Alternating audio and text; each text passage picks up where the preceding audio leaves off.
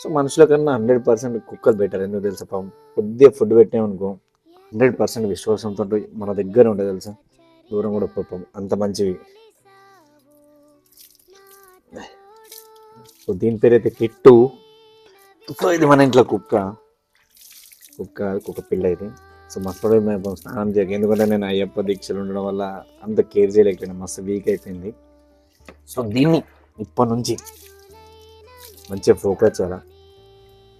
So ఇది దీని shampoo కుక్కదే, దీనికే వాడతాం.